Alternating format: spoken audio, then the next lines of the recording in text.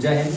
तो देखिएगा आज से हम शुरू कर रहे हैं कक्षा 7 का जो है कि साइंस का एनसीईआरटी बुक, ठीक है।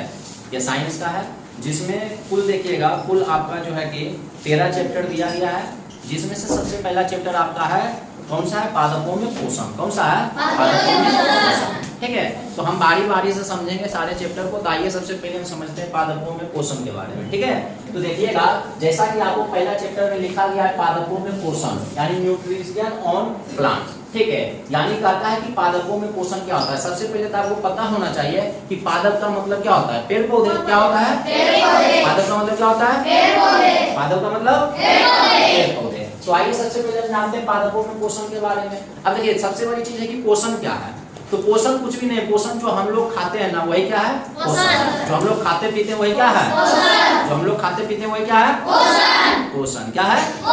पोषण। तो आइए इसका सबसे पहले हम परिचय लेते हैं, इसका इंट्रोडक्शन करते हैं कि पादपों में पोषण का क्या परिचय है, ठीक है। तो बारी बारी से समझिएगा। लिखा गया है कि सभी जीवों को अपने जीवन के लिए भोजन की आवश्यकता होती है। क्या सभी जीवों को अपने जीवन के लिए भोजन की आवश्यकता होती है? हाँ या ना? ऐसा कोई जीव जिसको भोजन की आवश्यकता नहीं होती है? आपको पता है जितने भी सजीव है लगभग को भोजन की आवश्यकता होती है। निर्जीव को भोजन की आवश्यकता होती है? नहीं होती है। याद रखिएगा कि सभी जीवों को भोजन की क्या होती है? कहते हैं कि भोजन हमें ऊर्जा प्रदान करता है। भोजन हमें क्या प्रदान करता है? भोजन हमें क्या प्रदान करता है? भोजन हमें क्या प्रदान करता है? ऊर्जा। भोजन हमें क्या प्रदान करता है? ऊर्जा, जिससे हम बढ़ते हैं, कार्य करते हैं और अपने शरीर की क्या करते हैं? मरम्मत करते हैं। यानी भोजन से जो ऊर्जा प्राप्त होता है इसी से हम बढ़ते हैं, इसी से हम कार्य करते हैं और इसी से अपने शरीर की मरम्मत करते हैं। अब बढ़ना तो समझ में आया, कार्य करना तो समझ में आया कि कार्य मतलब काम है, लेकिन मरम्मत करना क्या होता है? तो मरम्मत करना जैसे देखिए हम लोग होते हैं बीमार हो जाते हैं ना, तो बीमार होते हैं तो हमारे शरीर में क्या होता है? कुछ ना कुछ नुकसान होता है। तो उसका पूर्ति कहाँ से होगा? उसका पूर्ति कहाँ से होगा? बताओ जल्दी से। भोजन से। कहाँ से पूर्ति होगा? भोजन से। इसीलिए कहते हैं कि उसका हम लोग क्या करते हैं? मरम्मत भी करते हैं। क्या करते हैं? मरम्मत भी करते हैं, ठीक है। चलिए उसके बाद कहता है कि भोजन प्राप्त करने की प्रक्रिया को पोषण कहते हैं। तो जल्दी से बताइए भोजन प्राप्त करने की प्रक्रिया को क्या कहते हैं? भोजन प्राप्त करने की प्रक्रिया को क्या कहते हैं? भोजन प्राप्त करने की प्रक्रिया को क्या कहते हैं? पोषण कहते हैं। अगला पॉइंट है कि पौधे भी भोजन की आवश्यकता महसूस करते हैं। जैसे देखिए हम लोग मनुष्य हैं, है ना? मनुष्य की गाय बैल है? मनुष्य जानवर नहीं ना है, ठीक है। तो हम लोग भोजन की आवश्यकता महसूस करते हैं कि नहीं करते हैं? कब करते हैं? जब भूख लग जाती है, लगता है कि अब हमको कोई भोजन चाहिए, तो हम लोग जल्दी से दाल भात कुछ ना कुछ निकाल के खा लेते हैं। उसी प्रकार पौधे भी तो सजीव है। पौधे भी क्या है? पौधे भी क्या है? सजीव है। सही तो है। पौधे भी सजीव है, तो पौधे को भी भोजन की क्या होती है? आवश्यकता होती है। तो इसीलिए अगला पॉइंट लिखा गया है कि पौधे भी भोजन की आवश्यकता महसूस करते हैं, परंतु वो अपना भोजन स्वयं बनाते हैं। परंतु वो अपना भोजन क्या हम लोग अपना भोजन स्वयं बनाते हैं? नहीं बनाते। लेकिन पौधे अपना भोजन क्या करते हैं? स्वयं बनाते हैं। क्या करते हैं? स्वयं बनाते हैं। हम लोग क्या करते हैं ना कि भोजन किसी और माध्यम से प्राप्त करते हैं, ठीक है। अपना भोजन स्वयं नहीं बनाते हैं। आगे समझते हैं कैसे, ठीक है। तो आइए अगला पॉइंट समझते हैं। अगला पॉइंट है पोषण। क्या है?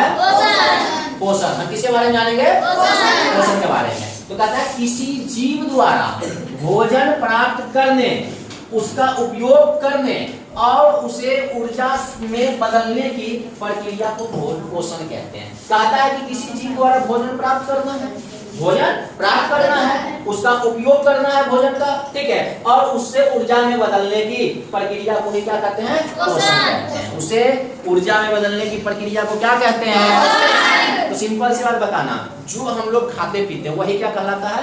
पोषण। क्या कहलाता है? पोषण। तो आइए हम समझते हैं पोषण का प्रकार। क्या समझते हैं? जल्दी से बताइए पोषण के कितना प्रकार? पोषण के कितने प्रकार? पोषण के कितने प्रकार? पहला पोषण स्वपोषी पोषण। पहला को क्या बोलेंगे?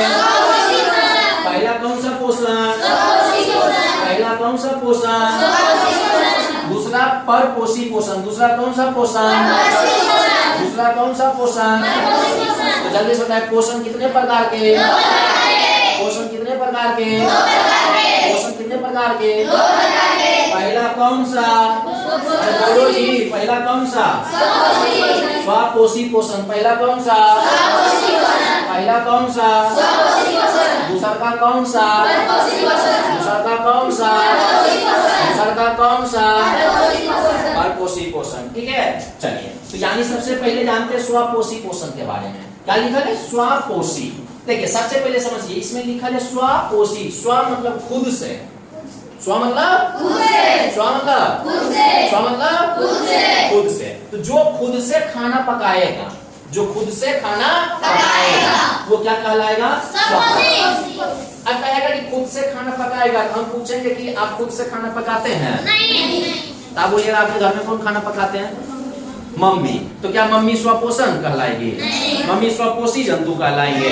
नहीं कहलाएंगे। तो स्वपोषण का मतलब समझिए क्या होता है? कहता है वे जीव जो अपना भोजन स्वयं बनाते हैं, यानी अपना भोजन स्वयं तैयार करते हैं, उन्हें स्वपोषी कहते हैं। क्या कहते हैं? स्वपोषी। उन्हें क्या कहते हैं? स्वपोषी। जो भोजन अपना खुद से तैयार करेगा क्या कहलाएगा? स्वपोषी। जो जंतु अपना भोजन खुद से तैयार करेगा क्या कहलाएगा? स्वपोषी। जो जंतु अपना भोजन खुद से तैयार करेगा क्या कहलाएगा? स्वपोषी। स्वपोषी कहलाएगा। ठीक है ना? जैसे हरे पेड़ पौधे, जैसे में क्या है? हरे पेड़ पौधे में घास फूस भी आ जाएंगे। ठीक है ना? अब कहिएगा कि घास नहीं लिखे हैं, तो जितने भी तुमको हरे दिख रहे हैं पेड़ पौधे, ठीक है, सबके सब स्वपोषण का उदाहरण है। किसका उदाहरण है? स्वपोषण का उदाहरण है। किसका उदाहरण है? घास किसका उदाहरण है? स्वपोषण। गेहूं किसका है? जितने भी पौधे होते हैं, ठीक है ना, सबके सब किसका उदाहरण है? स्वपोषण का। दूसरा का है आपका परपोषी पोषण। दूसरा का कौन सा है? पर का मतलब होता है दूसरे के ऊपर। पर का मतलब होता है दूसरे। पर का मतलब क्या होता है? दूसरे। तो कहता है कि वे जीव जो अपना भोजन स्वयं नहीं बनाकर, वे जीव जो अपना भोजन स्वयं नहीं बनाकर दूसरे जीवों के ऊपर निर्भर रहता है, दूसरे जीवों के ऊपर निर्भर रहता है, उन्हें परपोषी कहते हैं। उन्हें क्या कहते हैं? तो जल्दी से बताना। जो अपना भोजन खुद बनाए क्या कहलाएगा? जो अपना भोजन खुद से बनाएगा क्या कहलाएगा? और जो दूसरे के ऊपर निर्भर रहेगा, जो दूसरे के ऊपर निर्भर रहेगा, तो जो खुद से बनाएगा, जो दूसरे के ऊपर निर्भर रहेगा, परपोषी। पेड़ पौधे किसका उदाहरण है? स्वपोषी का। लेकिन सुनिए, इसी पेड़ पौधे में पहला उदाहरण है अमरवेल। अमरवेल क्या बोलेंगे? अमरवेल। क्या बोलेंगे? अमरवेल। दूसरा है कवक, जो कि सूक्ष्म जीव होते हैं। उसके बाद जीवाणु, और भी बहुत सारे इसके उदाहरण हैं। जैसे जितने भी जानवर को देखिएगा सबके सब स्वपोषी हैं कि परपोषी हैं? परपोषी हैं। जितने भी मनुष्य को देखिएगा स्वपोषी है कि परपोषी है? तो परपोषी है। कोई भी स्वपोषी नहीं है। तो परपोषी यानी कि परपोषी पोषण किसे कहेंगे? जो दूसरे से प्राप्त होगा। और स्वपोषी पोषण किसे कहेंगे? जो खुद से प्राप्त होगा। यहाँ पे कोई दिक्कत नहीं, यहाँ पे कोई दिक्कत। अब आप लोग को अमरवेल समझना है तो थोड़ा सा देखिए, अमरवेल का पौधा हम दिखाते हैं, आपको एग्जाम्पल भी बताएंगे। जैसे कि देखिए यहाँ पे अमरवेल है, आपको क्लियर दिखेगा नहीं, ये सिंपल सी बात समझिए। बहुत सारे पौधे के ऊपर देखते होंगे कि लता हो जाता है, बड़े बड़े पेड़ जो होते हैं, ठीक है, जैसे नीम का पेड़ होते हैं, पीपल का होते हैं, तो उसके ऊपर लता निकल जाती है, ठीक है, यानी कि उसका जड़ पौधे के ऊपर होता है। वही आपका जो है कि अमरवेल का उदाहरण बनता है। तो अमरवेल एक प्रकार का जो है कि लता होती है, ठीक है, जो कि पौधे के ही ऊपर अपना जड़ बनाती है और उसी पौधे से अपना भोजन प्राप्त करते हैं, उसी पौधे से अपना भोजन प्राप्त करते हैं। वही अमरवेल का उदाहरण है। जैसे एक पौधा यानी एक लता देखा हो, गिलोय। गिलोय क्या होता है? नीम के ऊपर हो जाता है, पीपल के ऊपर हो जाता है, ठीक है, बहुत सारे पौधे के ऊपर हो जाता है, पेड़ के ऊपर हो जाता है, तो वो सब अमरवेल कहलाते हैं। क्या कहलाते हैं? अमरवेल। ठीक है ना? चलिए, ये अमरवेल कवक एक प्रकार का सूक्ष्म जीव है, जीवाणु एक प्रकार का सूक्ष्म जीव है। और याद रखिएगा, जितने भी जंतु हैं और जितने भी जानवर हैं, सब के सब स्वपोषी यानी परपोषी। यहाँ समझ में आ गया? पोषण कितने प्रकार के? कितने प्रकार के? पहला कौन सा? स्वपोषी पोषण। दूसरा कौन सा? यहाँ तो कोई दिक्कत आगे समझते हैं। अब लिखा हुआ कि पादपों में पोषण की विधि प्रकाश संश्लेषण कहलाता है। पादपों में जो पोषण की विधि होती है ना, क्या कहलाती है? प्रकाश संश्लेषण। तो कहता है पादपों में पोषण की विधि प्रकाश संश्लेषण कहलाता है। तो जल्दी से बोलिएगा कि पौधों में पोषण की विधि क्या कहलाती है? प्रकाश संश्लेषण। पौधे बोले चाहे पादप बोले, कोई दिक्कत नहीं है। पादपों में पोषण की विधि क्या कहलाती है? प्रकाश संश्लेषण। कोई पूछेगा कि बताइए पादपों में पोषण की विधि क्या कहलाती है? क्या कहलाती है? तो चलिए आगे समझते हैं कि प्रकाश संश्लेषण क्या है, फोटोसिंथेसिस क्या है। ठीक है, हम समझते हैं प्रकाश संश्लेषण क्या है। ठीक है ना, तो प्रकाश संश्लेषण लड़की नहीं समझ में आ रहा, प्रकाश संश्लेषण के बारे में समझते हैं। ठीक है ना, तो नाम ही इसका प्रकाश संश्लेषण। क्या नाम है? प्रकाश संश्लेषण। प्रकाश संश्लेषण क्या नाम है? प्रकाश संश्लेषण। सीधी सी बात समझ में आ रहा है कि इसमें प्रकाश आ रहा है। क्या आ रहा है? प्रकाश। और संश्लेषण इसका हो रहा है। ठीक है, यानी सबसे बड़ा चीज है इसमें प्रकाश आ रहा है, इसका नाम ही है प्रकाश संश्लेषण। ठीक है, तो पहले ये समझते हैं कि प्रकाश संश्लेषण होता क्या है। ठीक है, तो समझिए, कहता है हरे पौधे सूर्य के प्रकाश की उपस्थिति में, देखिए ध्यान से समझिएगा, लिखा हुआ है हरे पौधे सूर्य के प्रकाश की उपस्थिति में क्लोरोफिल की सहायता से कार्बन डाइऑक्साइड यानी CO2 और जल यानी H2O से अपना भोजन बनाते हैं। यानी कहता है हरे पौधे को प्रकाश संश्लेषण कैसे होगा, समझिए। हरे पौधे में सूर्य की उपस्थिति होना चाहिए, क्लोरोफिल होना चाहिए, कार्बन डाइऑक्साइड मिलना चाहिए, जल मिलना चाहिए। ठीक है, इस प्रक्रिया से अपना भोजन बनाते हैं। कौन? पौधे। कौन? पौधे। इस प्रक्रिया को क्या कहते हैं? यानी सिंपल सी बात है, दिन का समय होगा, दिन का समय होगा, पौधा अपना डाली से फैलाया हुआ रहेगा, इसमें बहुत सारी पत्तियां रहेगी, है ना। ये पत्तियों पे सीधा सूर्य का प्रकाश आएगा, हाँ या ना, सूरज का प्रकाश आएगा, इस पत्ती में बीच में क्लोरोफिल होगा, हाँ या ना, इसमें क्लोरोफिल होगा, सूरज का प्रकाश आया, क्लोरोफिल मिल गया। ठीक है ना, क्लोरोफिल मिल गया, उसके बाद जो है कि इसको वायुमंडल से कार्बन डाइऑक्साइड भी मिल गया, हाँ या ना, उसके बाद जल से इसको जल भी मिल गया, जल के साथ कुछ खनिज लवण भी मिल गया। जब ये सारे चीज मिल जाएंगे तो इसका भोजन जो है कि बनने की प्रक्रिया तैयार हो जाएगी, यानी इसका भोजन बनकर क्या हो जाएगी? तैयार हो जाएगी। यही विधि आपका क्या कहलाएगा? प्रकाश संश्लेषण। क्या कहलाएगा? प्रकाश संश्लेषण। तो समझिए, जैसे देखिए यहाँ पे एक हम फूल का लिए हैं पौधा, हाँ या ना, इसमें 2 निकाल दिए पत्ता, हाँ या ना, इसमें 2 निकाल दिए पत्ते, हाँ या ना, निकाल दिए ना, तो फूल को रहने दीजिए। ठीक है ना, चलिए यहाँ पे देखिए ये दे दिए हैं, ये जमीन है, हाँ या ना। जब ये पौधा है तो इसके अंदर क्या होगा? जड़ होगा। क्या होगा?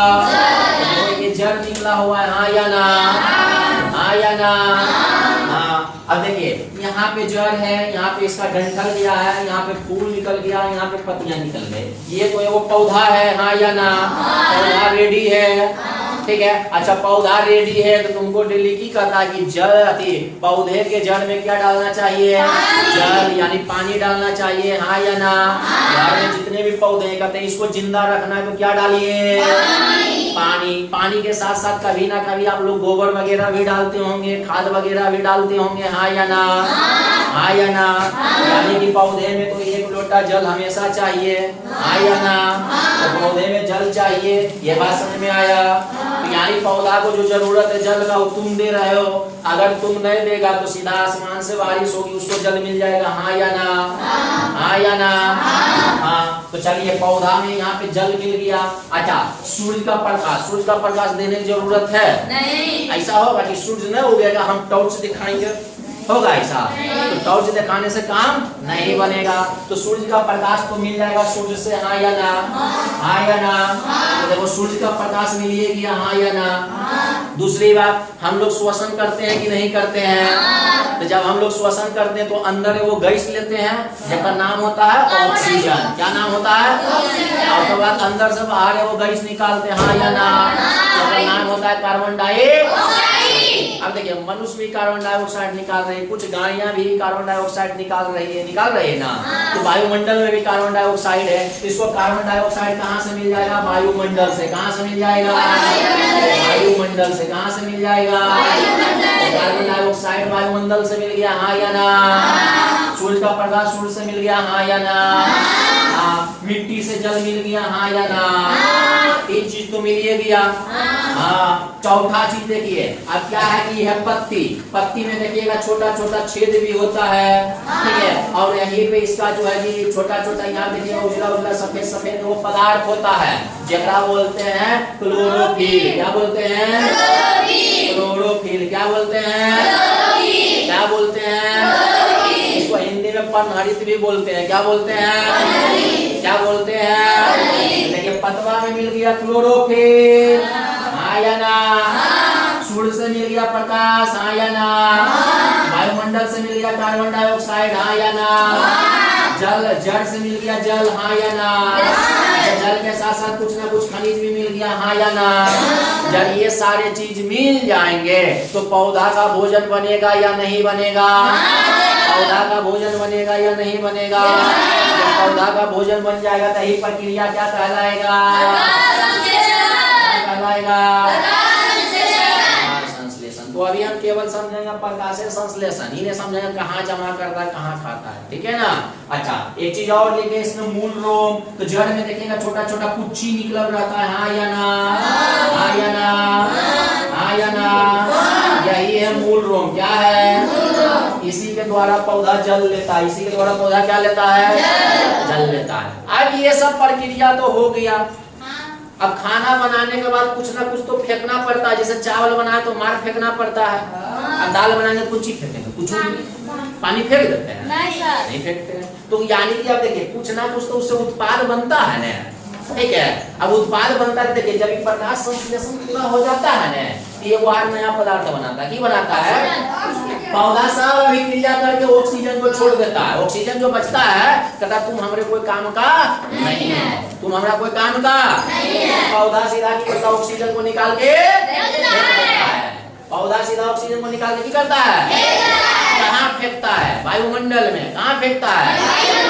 देखो पौधा को सारा चीज दे दो, पौधा तुमको वो अमृत चीज देगा। वो अमृत के नाम कौन सी है? ऑक्सीजन। वो अमृत का नाम कौन सी है? ऑक्सीजन। तुम पौधा को दे रहा है जहर, कार्बन डाइऑक्साइड। क्या दे रहा है? जहर, जेकर नाम है कार्बन डाइऑक्साइड, जेकर नाम की है? पौधा तुमको रिटर्न में दे रहा है अमृत। क्या दे रहा है? जेकर नाम है ऑक्सीजन, जेकर नाम कौन सी है? ऑक्सीजन। क्वेश्चन बनेगा कि पूरा प्रकाश संश्लेषण की प्रक्रिया में कौन सा उत्पाद बनता है? तो बोलेंगे कि एक तो ऑक्सीजन बनता है। क्या बनता है? ऑक्सीजन। ऑक्सीजन और भी बनता है, ग्लूकोज भी बनता है। ग्लूकोज को पौधा सीधा अपने अंदर रख लेता है। पौधा अपने अंदर, वो अगर खाना हो जाता है, जे चीज अगर नहीं चाहे उस चीज को वायुमंडल में फेंक देता है। वही चीज हम लोगों के लिए क्या है? अमृत। क्या है? इसका नाम है का ऑक्सीजन। क्या नाम है? ऑक्सीजन। बात समझ में आया? हाँ या ना? ठीक है। अगला पॉइंट है प्रकाश संश्लेषण के आवश्यक शर्तें। अब कहता है प्रकाश संश्लेषण होने के लिए कौन कौन सा शर्त होगा, यानी इसको क्या क्या आवश्यक सामग्री चाहिए। तो देखिए ना, जो चीज चाहिए वो चीज लिखिए। पहले क्या चाहिए? सूर्य की प्रकाश। पहले क्या चाहिए? पहले चाहिए सूर्य की प्रकाश। क्या चाहिए? सूर्य की प्रकाश, ठीक है। दूसरा चाहिए जल। क्या चाहिए? दूसरा क्या चाहिए? दूसरा क्या चाहिए? जल का सूत्र कौन सी? जल का सूत्र कौन सी? जल का सूत्र कौन सी? H2O। तीसरा चाहिए कार्बन डाइऑक्साइड। तीसरा क्या चाहिए? तीसरा क्या चाहिए? कार्बन डाइऑक्साइड का सूत्र कौन सी? कार्बन डाइऑक्साइड का सूत्र कौन सी? चौथा कौन सी चाहिए? चौथा कौन सी चाहिए? क्लोरोफिल। पांचवा उपयुक्त तापमान। अब बताओ जब सूर्य का प्रकाश मिलेगा तो उसको उपयुक्त तापमान मिलेगा कि नहीं मिलेगा? अब बोलेगा कि तापमान चाहिए 40 डिग्री सेल्सियस। सूर्य का प्रकाश मान के चलो आ जाएगा 80 डिग्री सेल्सियस, तो खाना पकेगा? नहीं पकेगा। पौधे क्या होगा? जल जाएगा। पत्तियां क्या हो जाएगी? जल जाएगी। इसलिए उपयुक्त तापमान होना चाहिए, हाँ या ना? ठीक है। और अंतिम में चाहिए उसको खनिज लवण भी। क्या चाहिए? खनिज लवण भी। क्या चाहिए? जल्दी से बताइएगा, सूर्य का प्रकाश कहाँ से मिलेगा?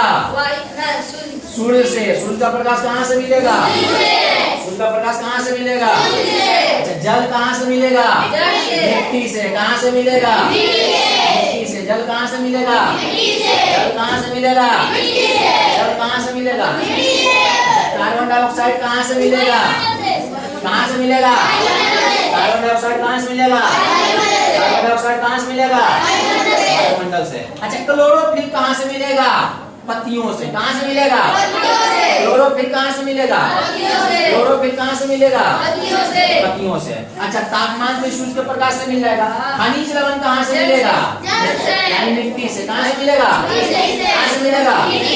ये सब मिलेगा तभी प्रकाश संश्लेषण होगा, अन्यथा ये सब मिलेगा तो प्रकाश संश्लेषण, अन्यथा चलिए अब जानते हैं प्रकाश संश्लेषण का महत्व। आखिर प्रकाश संश्लेषण का क्या महत्व है, प्रकाश संश्लेषण का क्या महत्व है। तो देखिए कहता है पौधे को भोजन प्राप्त होता है जब प्रकाश संश्लेषण होता है, तो पौधा को कौन चीज प्राप्त होता है, भोजन। कौन चीज प्राप्त होता है, प्रकाश संश्लेषण होता है, कौन चीज प्राप्त होता है, भोजन।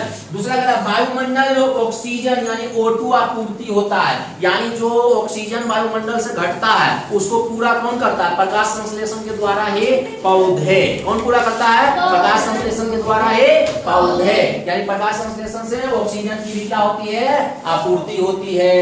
तीसरा बात, यह सभी जीवों के लिए भोजन श्रृंखला की आधारशिला है। अब देखिए भोजन श्रृंखला क्या होता है, भोजन श्रृंखला। अब देखिए आपको भोजन किसी ना किसी माध्यम से मिलता है, या तो जंतु से, या तो पेड़ पौधे से, या तो जंतु से, या तो पेड़ पौधे से। अब देखिए जब तक अगर पेड़ पौधे जीवित नहीं रहेंगे उसको जंतु खाएंगे नहीं खाएंगे। क्या मनुष्य भी उसका उपयोग कर पाएंगे, नहीं कर पाएंगे। तो देखो प्रकाश संश्लेषण हुआ पौधा में, प्रकाश संश्लेषण हुआ पौधा में, पौधा हो गया हरा भरा, हरा भरा हो गया तो उससे हमको जो है कि साग सब्जियां फल फूल मिल जाएगा, हाँ या ना। तो पहली बात तो फल फूल साग सब्जियां मिल जाती है। दूसरी चीज पत्तियां होती है जो कि जानवरों को मिल जाता है। पत्तियां किसको मिल जाती है, जानवरों को, और जानवरों से भी हमको दूध वगैरह मांस वगैरह प्राप्त हो जाता है, हाँ या ना। तो ये सब देखिए एक दूसरे के ऊपर निर्भर है कि नहीं है। पेड़ पौधे के बिना हम भी नहीं और हमारे बिना पेड़ पौधे भी नहीं। हमारे बिना तो पेड़ पौधे रह ही जाएंगे, भले पेड़ पौधे के बिना हम रहें या ना रहें। बात समझ में आया। तो ये सब देखिए एक दूसरे से जुड़ा हुआ है, तो जुड़े हुए चीज को ही श्रृंखला कहते हैं। इसीलिए कहता है कि सभी जीवों के लिए भोजन श्रृंखला की आधारशिला कौन, प्रकाश संश्लेषण। कौन, प्रकाश संश्लेषण। बात समझ में आया। ठीक है आगे हम समझते हैं। ठीक है प्रकाश संश्लेषण समझ लिए थे, अब प्रकाश संश्लेषण का क्या समझते हैं, समीकरण। ठीक है तो लिखा हुआ है प्रकाश संश्लेषण का रासायनिक समीकरण। क्या लिखा हुआ है, रासायनिक समीकरण। ठीक है इसका क्या समीकरण होता है पौधा में। तो देखिए ये जो है कि छो वो है कार्बन डाइऑक्साइड, छो वो है जल। ठीक है अब एक आगे छो छो का अलग बता देंगे। पहले देखो ये कार्बन डाइऑक्साइड कौन सी है, कौन सी है, ये है जल। कौन सी है, कौन सी है, कार्बन डाइऑक्साइड मिल गया, जल मिल गया। ठीक है आपको पता है वायुमंडल से कार्बन डाइऑक्साइड मिलेगा और जल से जो है कि जल मिलेगा। ठीक है फिर देखो ये जो है कि तीर दिए हैं जो समीकरण बनाएगा, जो रिएक्शन करेगा। इसमें देखिए सूर्य का प्रकाश उपस्थित है और साथ में क्लोरोफिल उपस्थित है ना। बताया कि सूर्य का प्रकाश होता है जो कि क्लोरोफिल अवशोषित करता है, तो वही कहता है यहाँ सूर्य का प्रकाश है, क्लोरोफिल है।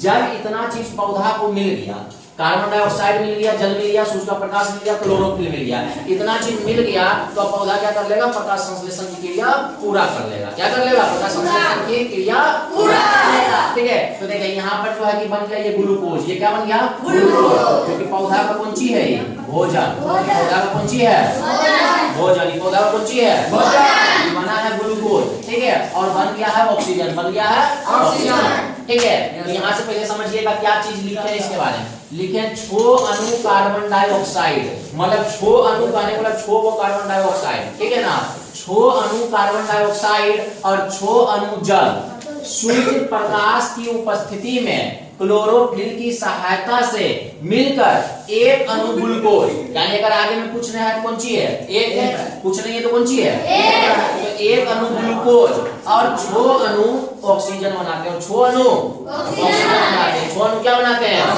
ऑक्सीजन। ठीक है इधर ध्यान देना तुम सबको, छो अणु क्या बनाते हैं, ऑक्सीजन। इसका कहने मतलब कि देखिए छो अणु मिला कार्बन डाइऑक्साइड और छो वो मिल गया है जल, एक साथ मिल गया सूर्य का प्रकाश, एक साथ मिल गया क्लोरोफिल।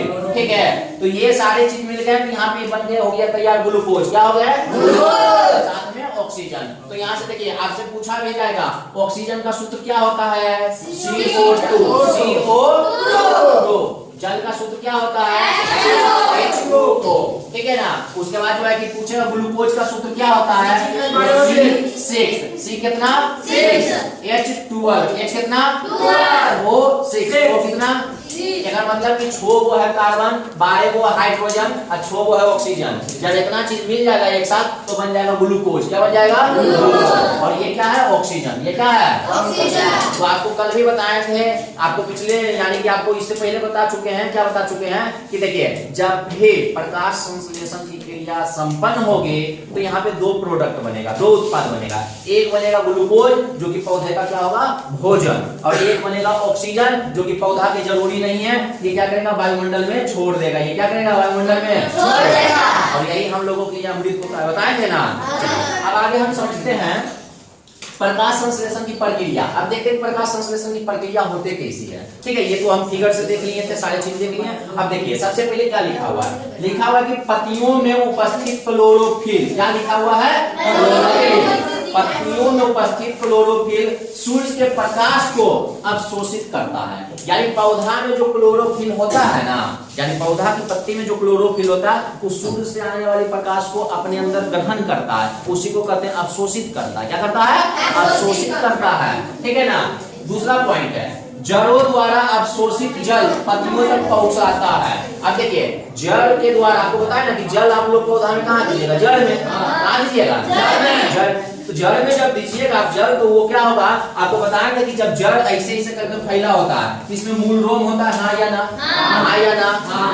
जैसे हम लोग का नस होता है ना, वैसे इसमें जो है कि नस भी होता है। ठीक है, यानी जड़े से मूल रोम निकला होता है। यही मूल रोम क्या करता है ना, यानी ये जो जड़ है यही धीरे धीरे पौधा में जो है कि पानी को अवशोषित करता है और धीरे धीरे कहाँ पहुंचाता है? पत्ती में। कहाँ पहुंचाता है? पत्ती में पहुंचाता है। ताकि पौधा का भोजन कहाँ बनता है? पत्ती में। पौधा का भोजन कहाँ बनता है? पत्ती में। ये जल जो है कहाँ पहुंचाएगा? पत्तियों तक पहुंचाएगा। इसीलिए लिखा कि जल को पत्तियों तक पहुंचाता है। अगला पॉइंट, पत्तियों के रंध्र वायु में उपस्थित CO2 ग्रहण करता है। पत्तियों में जो रंध्र है, ठीक है, पत्तियों में जो रंध्र है वो क्या करता है? यानी कि वायुमंडल में जो उपस्थित कार्बन डाइऑक्साइड है उसको ग्रहण करता है। उसको क्या करता है? आपको रंध्र के बारे में आगे बताएंगे। ठीक है, ग्रहण करता है। उसके बाद जो है कि देखिए पत्ती में एक छोटा सा छेद दिखेगा और हल्का सा सूखा हुआ भी दिखेगा। ठीक है ना। तो वो जब देखिएगा वो रंध्र होता है, वो क्या करता है? पत्ती में वायु को अंदर लेता है और छोड़ता है। वायु को अंदर जब लेता है तो वो कार्बन डाइऑक्साइड लेता है और जब बाहर छोड़ता है तो वो ऑक्सीजन छोड़ता है। क्या छोड़ता है? ठीक है, तो गैसों का आदान प्रदान करता है।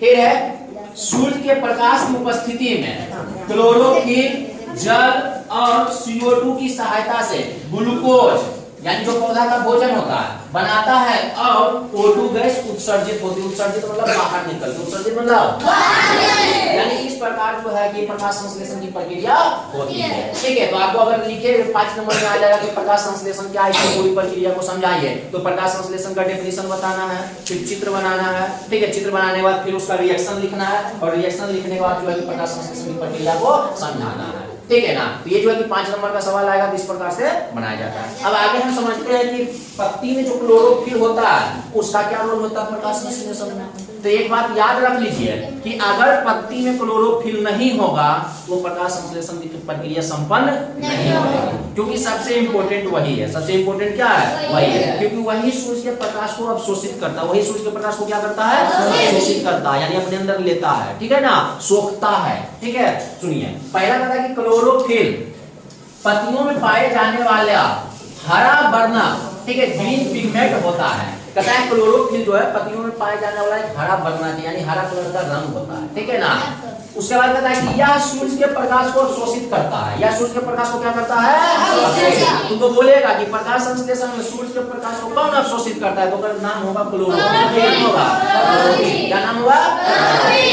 ठीक है, अवशोषित प्रकाश ऊर्जा में बदल जाती है। अब देखिए जो प्रकाश आया वो धीरे धीरे ऊर्जा में बदल जाएगी। ठीक है, उसके बाद कहता है कि यह ऊर्जा प्रकाश संश्लेषण की क्रिया को संपन्न करने में सहायक होती है। यही ऊर्जा जो प्रकाश से आई हुई जो ऊर्जा बनी है वही ऊर्जा, ठीक है ना, वो क्या करता है? प्रकाश संश्लेषण पूरा करने में मदद करती है। अब आपको पता है आपको एनर्जी चाहिए, खाना पकाते हैं एनर्जी चाहिए कि नहीं चाहिए? आग देते हैं ना जी, देते हैं कि नहीं देते हैं? उसी प्रकार जब जो है कि पौधा में खाना बनेगा तो ओरो एनर्जी चाहिए। तो कहाँ से मिलता है? सूर्य के प्रकाश से। कहाँ से मिलता है?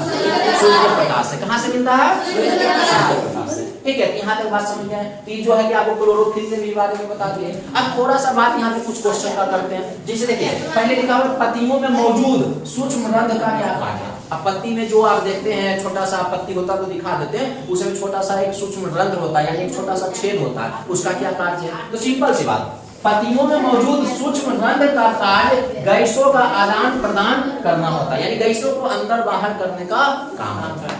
ठीक है, इसके अलावा भी इसका काम होता है वाष्पोत्सर्जन का, ठीक है, लेकिन उसका भी बात नहीं कर रहे हैं। ये जो है कि गैसों का आदान प्रदान करता है। अब आदान प्रदान करने में कहता है कि CO2 प्रवेश करते हैं, यानी पौधा के अंदर जाती है और ऑक्सीजन को ये बाहर देने लगती है। हम आपको पहले भी बताए थे, यानी हम इससे पीछे भी बताए थे आपको, क्या बताए थे कि जो है कि हम जो है पौधा को जहरीला गैस देते हैं, जिसका नाम होता है कार्बन डाइऑक्साइड, लेकिन पौधा हमारा बदले में अमृत गैस देता है, जिसका नाम होता है ऑक्सीजन। समझाए थे ना पीछे, ठीक है ना। उसके बाद जो है कि ये समझ में आ गया। अब पता है कि पत्तियों का रंध्र किससे घिरे होते हैं, अगला क्वेश्चन। अब पत्ती का रंध्र है, यानी हर चीज किसी ना किसी चीज से घिरा हुआ है ना, जैसे ये क्लासरूम घिरा हुआ है दीवारों से, तो उसका जो रंध्र होता है, जैसे कि देखिए ये जो रंध्र है किससे घिरा होता है, ये सवाल पूछता है। तो कहता है पत्तियों का रंध्र द्वार कोशिका यानी गार्ड सेल द्वारा घिरे होते हैं, यानी द्वार उसका बॉडी गार्ड होता है, ठीक है, उसको बोलते हैं द्वार कोशिका। क्या बोलते हैं? द्वार कोशिका। क्या बोलते हैं? द्वार कोशिका। ठीक है, अगला बात है कि पत्तियों में हरा वर्णक होता है, उसे क्या कहा जाता है? आगे देखिए, पत्तियों में एक हरा वर्णक पाया जा रहा है, हरा रंग पाया जा रहा है, उसको क्या कहते हैं? तो कहता है उसको कहते हैं हरित लवक। क्या कहते हैं? हरित लवक, यानी क्लोरोप्लास्ट। ठीक नहीं, प्लास्ट, क्लोरोप्लास्ट, ठीक है, यही क्लोरोफिल में ही पाया जाने वाला क्लोरोप्लास्ट है, ठीक है ना, तो उसी को कहते हैं, यानी हरित लवक पाया जाता है। अब एक क्वेश्चन और आता है कि क्लोरोफिल युक्त कोशिकाएं दर्शाते हुए किसी पत्ती का काट चित्र बनाएं। एक चित्र बनाने के लिए कहा रहा है। अब इसे देखिए, यहाँ पर एक पत्ती ले लिए किसी भी चीज का, कि पत्ती में ऐसे ऐसे शिलान्यास होती है, आपको पता है, हाँ या ना। यहाँ पे देखिए एक छोटा सा बिंदु दिखा दिए, मतलब यही आपका रंध्र है। क्या है? रंध्र है। क्या है? ठीक है, जब इस रंध्र को बड़ा किए माइक्रोस्कोप से, जब इस रंध्र को बड़ा किए माइक्रोस्कोप से, आपको पता है सूक्ष्मदर्शी से कोई भी चीज को देखा, जो आपका सूक्ष्मदर्शी होता है उसी से ना आप बड़ा चीज को देखते हैं, ठीक है, माइक्रोस्कोप से।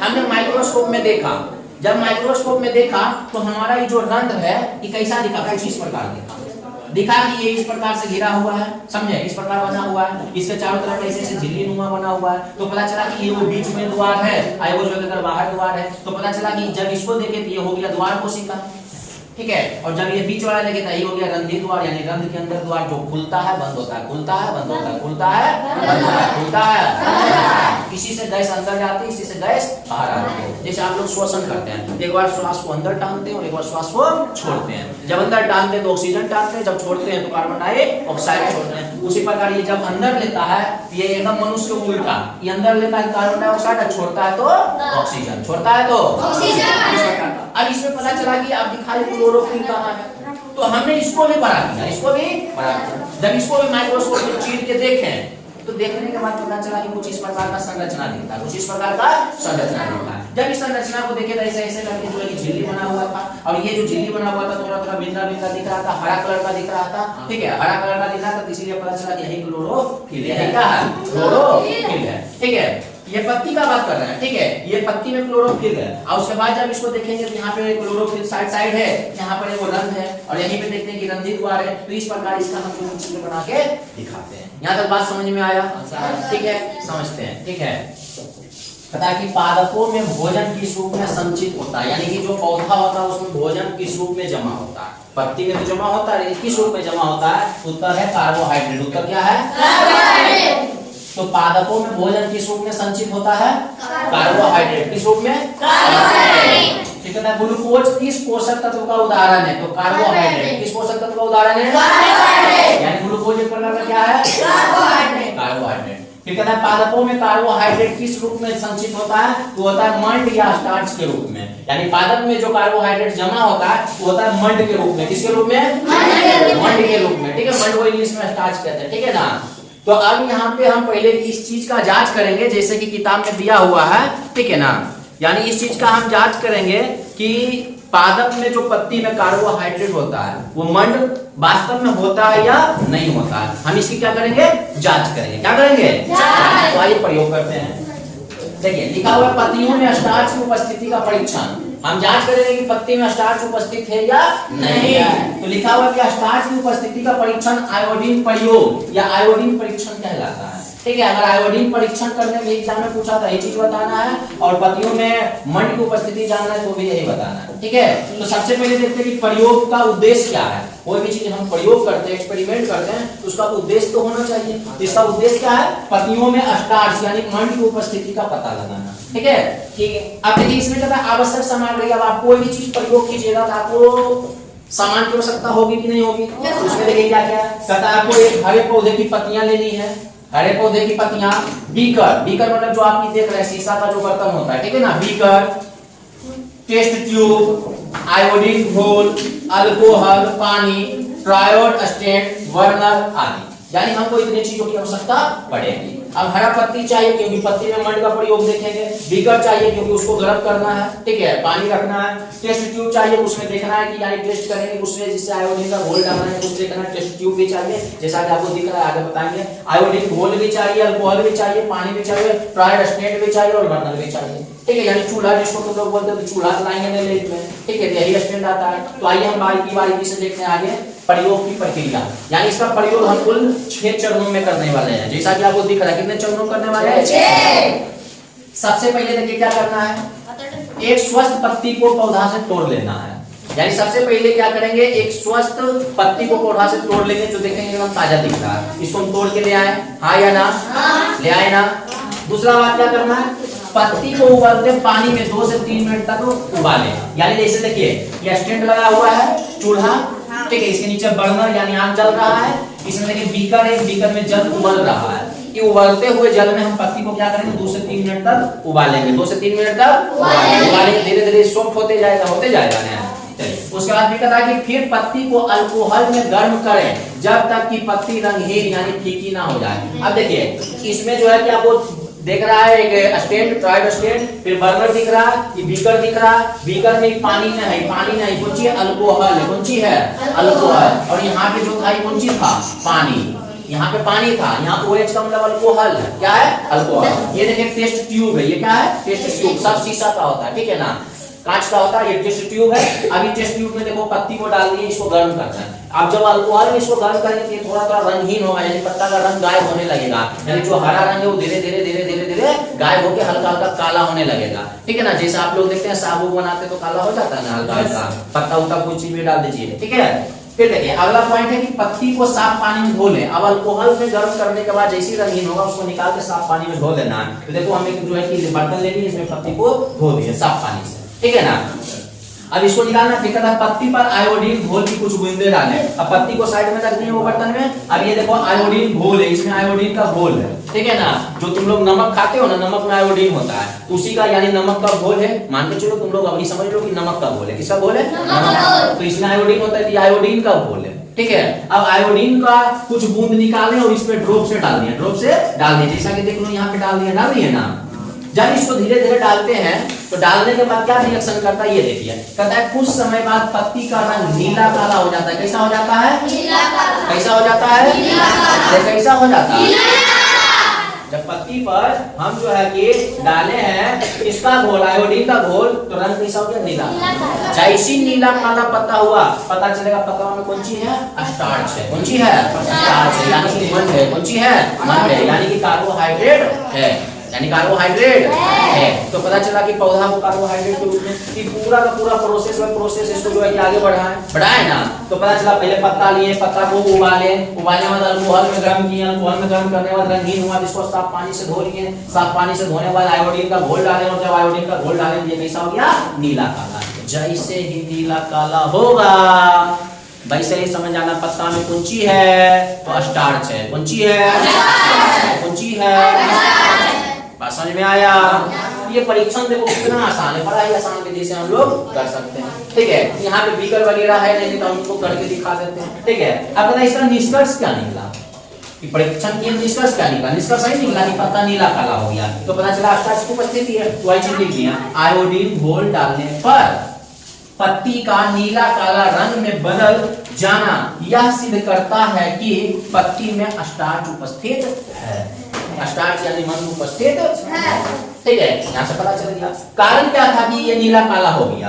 पूछेगा कि नीला काला क्यों हो गया? तो आयोडीन घोल और स्टार्च की अभिक्रिया से नीला काला रंग बना, यानी जिस चीज में भी कार्बोहाइड्रेट होगा यानी स्टार्च होगा, मट होगा, उसमें आयोडीन का घोल डालिएगा ना तो आपका जो है कि नीला काला रंग दिखाएगा। ठीक है, जैसे कि क्लास 6 में भी एक प्रयोग देखे थे, जब पाव रोटी जब होता है यानी उसमें भी कार्बोहाइड्रेट होता है, उसको जब आयोडीन का घोल से परीक्षण करते हैं तो उसका रंग नीला काला हो जाता है। तो सीधी बात, जो भी आयोडीन के घोल में नीला काला रंग दिखाएगा पता चलेगा उसमें कौन सी है, स्टार्च। कौन सी है, स्टार्च। क्या यहाँ तक बात समझ में आई?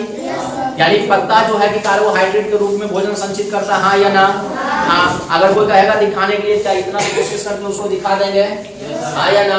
जब इतना प्रोसेस करके दिखा देंगे तो पता चलेगा कि स्टार्च की उपस्थिति की हम जांच कर लिए। तो साइंस एक्सपेरिमेंट से ही चलता है। यहाँ तक बातें समझ में आई? Yes sir. ठीक है, अगले क्लास में समझेंगे। ठीक है।